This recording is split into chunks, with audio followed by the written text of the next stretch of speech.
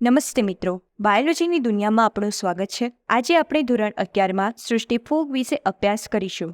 ફૂગ ફંજાઈ. ફૂગ એ વિષમપોષી છે. તેની કોષ દિવાલ કાઇટિનની બનેલી જોવા મળે છે. આમ આ બે ગુણધર્મને આધારે તેમને અલગ સૃષ્ટિમાં મૂકવામાં આવ્યા છે. ભૂતકાળમાં બે સૃષ્ટિ ગણવામાં આવતી હતી, એક વનસ્પતિ સૃષ્ટિ અને બીજી પ્રાણી સૃષ્ટિ. આ ફૂગને વનસ્પતિ ન ગણી શકાય. ફૂગ એટલે ફૂગ.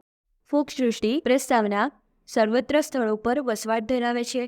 સડેલા ફળ અને બ્રેડ પર જોવા મળે છે. રાઈના પણ પર સફેદ ટપકા સ્વરૂપે જોવા મળે છે. બ્રેડ અને દારૂની બનાવટમાં વપરાય છે. પ્રતિજૈવિક દ્રવ્યોની બનાવટમાં પરોપજીવી તરીકે વનસ્પતિ અને પ્રાણીઓ પર જોવા મળે છે. વસવાટ હૂંફાળી અને ભેજવાળી જગ્યા પર જોવા મળે છે. બંધારણ એકકોષીય યીસ્ટ અને બહુકોષીય યીસ્ટ. બહુકોષીય યીસ્ટમાં કવકતંતુ અને કવકજાળ જોવા મળે છે. કવકતંતુ કે જે પડદાયુક્ત અને પડદાવિહીન હોય છે. આમાં તમને આકૃતિમાં દર્શાવ્યું છે કે પડદા આપેલા છે, વચ્ચે કોષ કેન્દ્ર છે, અને પડદા વિહીન કે જેમાં પડદા હોતા નથી અને કોષ કેન્દ્રો ભેગા મળીને બહુકોષ કેન્દ્રીય કવકતંતુ બનાવે છે.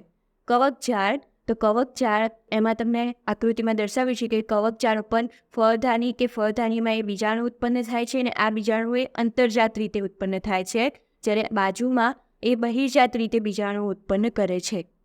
પોષણ પદ્ધતિ તો મૃતોપજીવી, પરોપજીવી અને સહજીવી.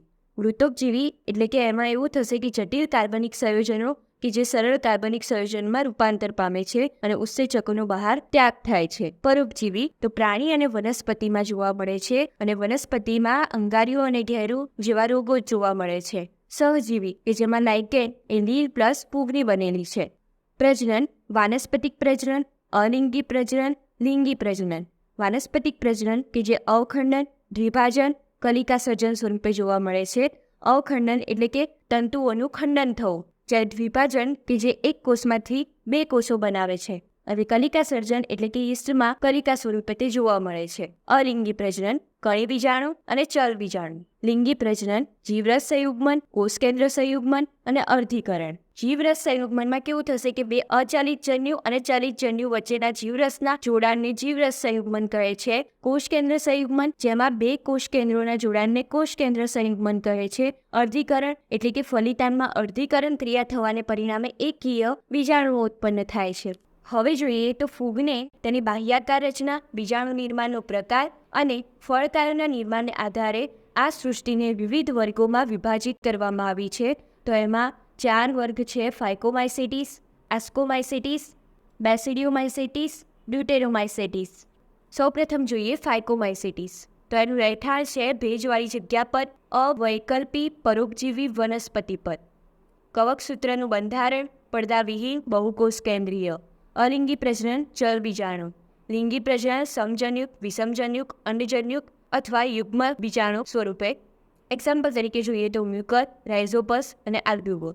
રાઇઝોપસ એટલે કે બ્રેડ મોલ્ડ અને આલ્બ્યુબો એટલે કે રાઈ પર થતી પરોપજીવી ફૂગ. હવે જોઈએ એસ્કોમાઇસેટિસ. કોથળીમય ફૂગ સ્વરૂપે તેને ઓળખવામાં આવે છે. રહેઠાણ છાણભક્ષી, મૃતોપજીવી, પરોપજીવી, વિઘટક સ્વરૂપે. કવકસૂત્રનું બંધારણ પડદાયુક્ત શાખિત. અલિંગી પ્રજનન કણી બીજાણુ, બહિર્જાત સ્વરૂપે. લિંગી પ્રજનન ધાનીમાં અંતર્જાત રીતે ધાની બીજાણુઓ ઉત્પન્ન થાય છે. એક્ઝામ્પલ તરીકે યીસ્ટ, એસ્પરજીલસ, ક્લેવિસેપ્સ, ન્યુરોસ્પોરા, પેનિસિલિયમ.